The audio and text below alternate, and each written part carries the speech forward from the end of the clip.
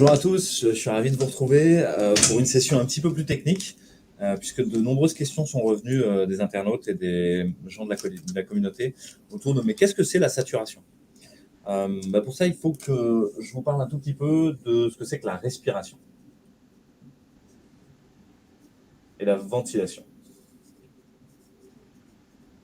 La ventilation, c'est ce qui est fait par ce que nous on appelle communément la respiration.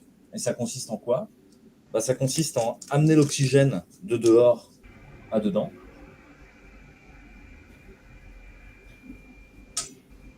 Et amener le gaz carbonique, le CO2, de dedans à dehors.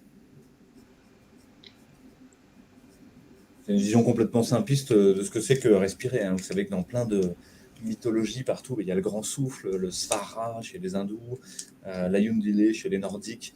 En fait, la respiration, c'est notre lien très profond au monde. On peut penser que vient s'enraciner en nous le monde autour de nous.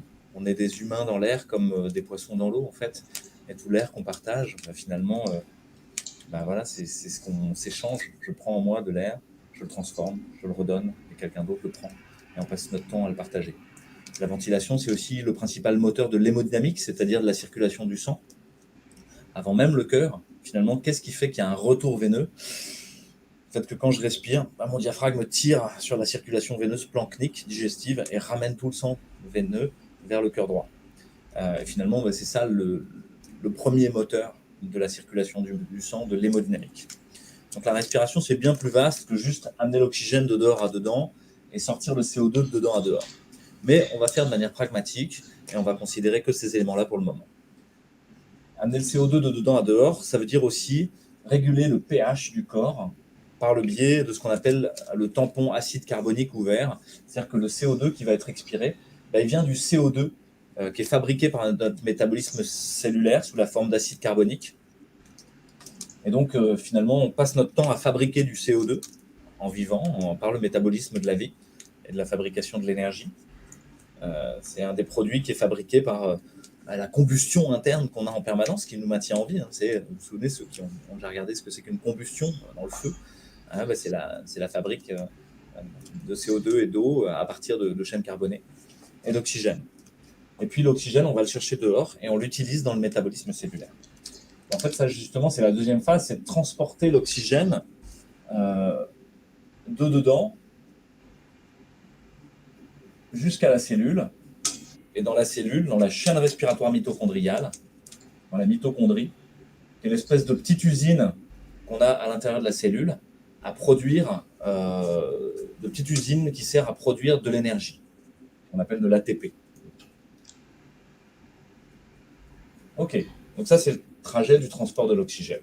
Mais nous, finalement, ce qui nous intéresse, c'est cette partie-là, c'est l'oxygène qui vient de dehors à dedans et le CO2 qui vient de dedans à dehors. L'oxygène, il vient assez facilement de dehors à dedans. Ça veut dire quoi? Ça veut dire que si je suis dans une piscine, que je suis apnéiste et que je fais des longueurs, si je reste 3 minutes sous l'eau, je ne vais pas désaturer. Je vais baisser doucement mon niveau d'oxygène dans le sang, mais j'en aurai encore suffisamment pour vivre. Par contre, je vais monter très fort mon CO2, parce que pendant ce temps, mon corps fabrique du CO2. L'oxygène dans le sang, on appelle ça l'oxémie.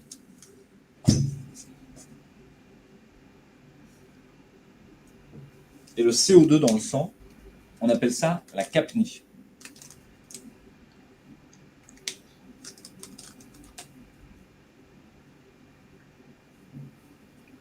Quand j'ai trop de CO2 dans le sang, je suis en hypercapnie.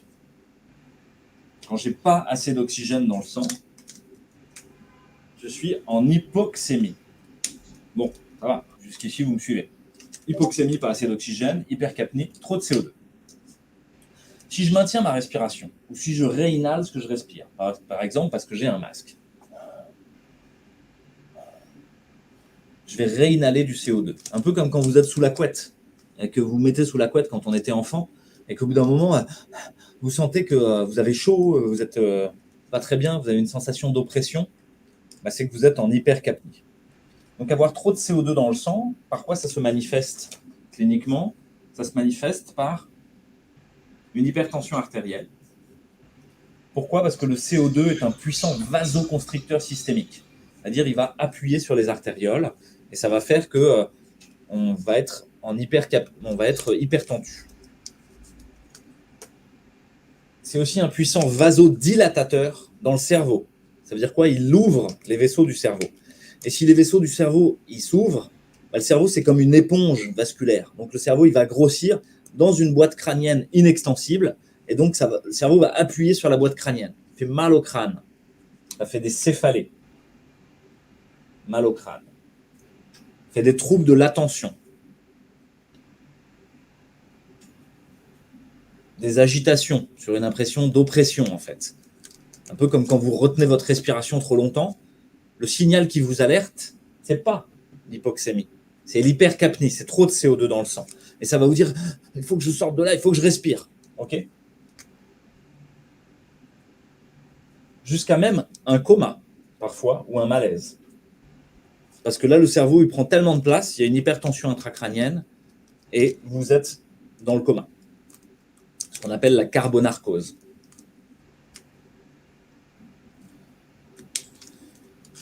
Des malaises.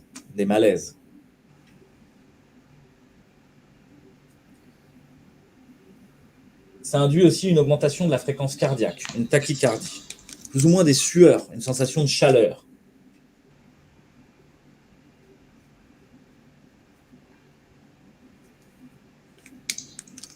Ok. L'hypoxémie, d'un autre côté, elle, c'est beaucoup plus grave. Parce que si vous désaturez, si vous n'avez pas accès d'oxygène dans le sang, qu'est-ce qui va se passer? Les premières cellules qui vont le ressentir, ce sont les cellules cardiaques et qui vont s'arrêter. Et donc, vous allez faire potentiellement un arrêt cardiaque hypoxémique. Ça, c'est très grave. Mais avant ça, vous allez avoir d'abord une tachycardie pour essayer de compenser le cœur qui bat trop vite. Et puis une bradycardie, le cœur qui bat au contraire lentement. Et quand on désature, c'est ça qui se passe. Il y a de moins en moins d'oxygène, on devient bleu. Il y a une cyanose. Vous êtes bleu au bout des lèvres, au bout des ongles, mais c'est déjà un stade tardif. Vous êtes en train de désaturer. Et au bout d'un moment, le cœur ralentit. Et il finit par s'arrêter. Ok. Qu'est-ce qui se passe pour l'hypercapnie? Qu'est-ce qui se passe pour l'hypoxémie? Pour l'oxygénation, on peut approcher combien il y a d'oxygène dans le sang et ce qui se passe par le biais d'une mesure dans le sang artériel. C'est-à-dire qu'on va regarder combien il y a de pression artérielle en oxygène.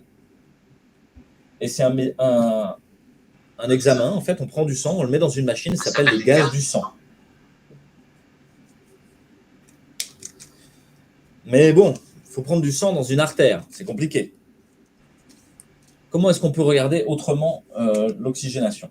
On peut regarder pas la quantité d'oxygène dans le sang, mais la quantité d'oxygène qui sont sur le sac à dos des globules rouges. Parce que vous vous souvenez qu'en fait, les globules rouges, ils transportent dans leur sac à dos un petit bonhomme, hein, joyeux, un petit globule rouge content. Il n'a pas l'air trop content. Il a un sac à dos, et dans son sac à dos, il transporte des molécules d'oxygène. La quantité d'oxygène dans le sac à dos du globule rouge, ça s'appelle la saturation artérielle en oxygène. Je peux l'avoir par les gaz du sang, mais je peux l'approcher par quelque chose qu'on appelle la saturation pulsatile en oxygène par oxymétrie de pouls. Qu'est-ce que c'est ce truc-là? C'est qu'on va regarder par méthode colorimétrique, infrarouge, la quantité d'oxygène qu'il y a sur le globule rouge. Pourquoi? Parce que c'est ça qui est important. Le cœur, il s'arrête quand je désature, quand il n'y a plus d'oxygène sur les globules rouges. Il peut en rester un peu dans le sang, mais c'est surtout quand les globules rouges, ils n'en ont plus sur eux. Donc, qu'est-ce que je vais faire? C'est que je vais finalement regarder par cette petite pince qui est au bout du doigt.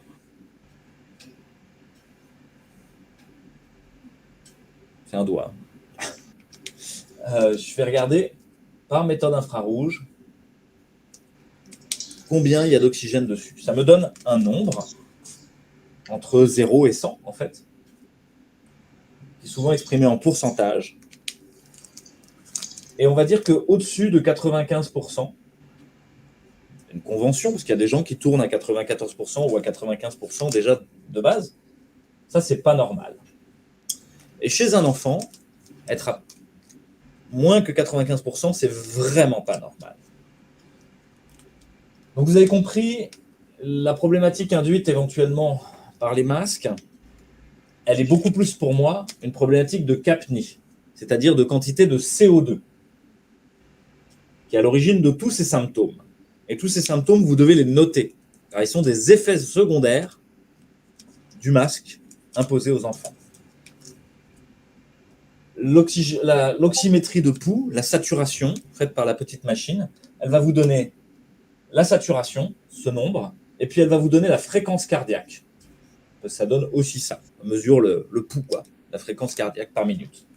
Elle est importante parce que la fréquence cardiaque, si elle est accélérée, ce n'est pas complètement normal. L'idée, c'est quand vous prenez la saturation, c'est d'avoir une saturation de référence. Par exemple, le matin, avant d'arriver à l'école, avant le masque, à combien est la saturation de votre enfant. Et ensuite, après une journée de maltraitance passée derrière des masques, qu'est-ce qui se passe? Vous allez voir une variation peut-être de la fréquence cardiaque, et puis vous allez voir une variation peut-être de l'oxygénation. J'espère, je croise les doigts, qu'il n'y ait pas de variation d'oxygénation. Parce que dans ce cas, c'est très grave. C'est très grave au sens où, ça veut dire les cellules souffrent de ne pas avoir assez d'oxygène de manière chronique. Il y a de très nombreux effets secondaires. Là, je vous ai parlé de ce qui se passe en aigu, c'est-à-dire de manière brutale. Mais le fait de ne pas avoir assez d'oxygène de manière chronique a plein d'effets secondaires aussi.